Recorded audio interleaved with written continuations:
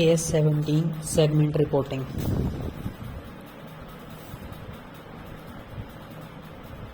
Non-SMCs and level first entities should prepare segment report for all reportable segment. Non-SMCs और level first entities जो होती हैं वो segment report बनाती हैं सारे reportable segment के लिए.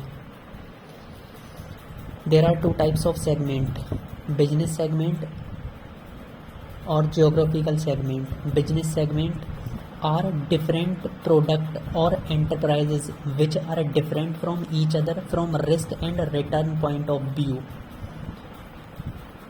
वो बिजनेस सेगमेंट जो कि डिफरेंट होते हैं, अलग अलग प्रोडक्ट, डिफरेंट प्रोडक्ट, अलग अलग तरीके के प्रोडक्ट जिनका रिस्क भी अलग है और रिटर्न भी अलग है इनकी. Geographical segment are different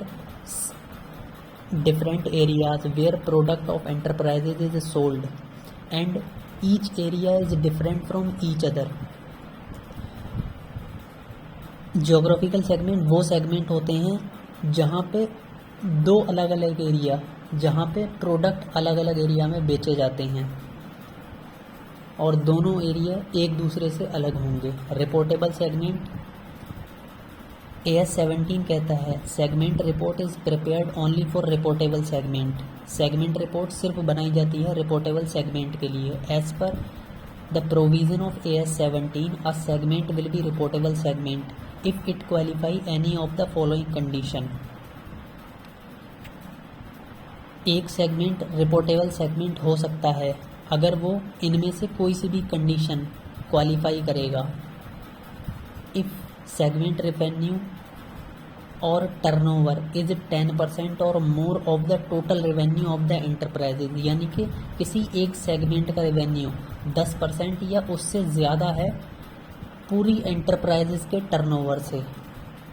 segment revenue में इंटरनल एंड एक्सटर्नल रेवेन्यू और टर्नओवर इंक्लूड होता है. Internal revenue means inter segment sale, यानी कि सेगमेंट एंटरप्राइजेस के अंदर की सेल. दूसरी condition, if segment assets are 10% और more of the total assets of the enterprises, यानी कि किसी एक सेगमेंट का असेट्स 10% या उससे ज़्यादा है एंटरप्राइजेस के टोटल असेट्स से. Segment assets does not include deferred tax assets. Segment assets deferred tax assets include नहीं करता है. और तीसरी कंडीशन जो कि बहुत ही मेन है, अगर सेगमेंट का रिजल्ट यानी कि प्रॉफिट और लॉस अगर 10% या उससे ज़्यादा है, total profit of the enterprises या फिर total loss of the enterprises whichever is higher. यानी कि सबसे पहले हम देखेंगे टोटल प्रॉफिट कितना है और टोटल लॉस कितना है. इन दोनों में से जो हायर होगा फिर उसका 10% निकालेंगे प्रॉफिट एंड लॉस. यानी कि एग्जाम्पल के तौर पे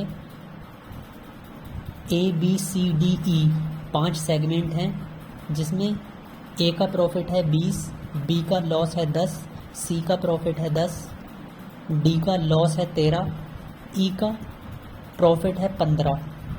तो प्रॉफिट टोटल हो गया 45 और लॉस टोटल हो गया 23.